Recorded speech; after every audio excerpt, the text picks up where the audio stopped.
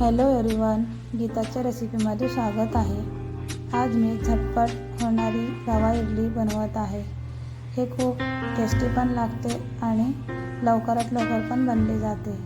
तर हे बनवण्यासाठी मी 250 ग्राम रवा घेतलेली आहे, बारीक किंवा मोठं पण घेऊ शकता, आणि 250 ग्राम दही घेतलेली आहे।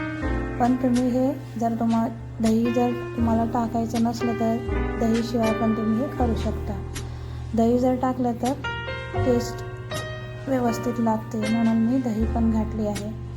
त्यानंतर 4 ते 8 लसणाच्या पाकळ्या घेतली आहे कट करून, आणि 2 ते 3 हिरवी मिरची घेतली आहे, एक बारीक कांदा चिरून घेतली आहे, आणि थोडीशी कोथिंबीर घेतली आहे। त्यानंतर चवीपुरतं मीठ आपल्याला टाकून ह्याला व्यवस्थित मिक्स करून घ्यायची आहे।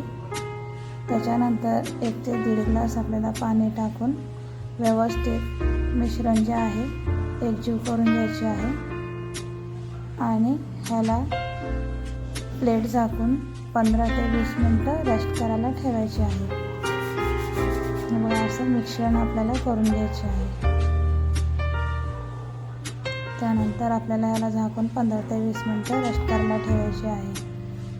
ते झाल्यानंतर मी ह्याला, तुम्ही बेकिंग सोडा पण घेऊ शकता यासाठी, नाहीतर खायचा सोडा पण टाकू शकता। तर मी ह्याच्यामध्ये इनो टाकली आहे।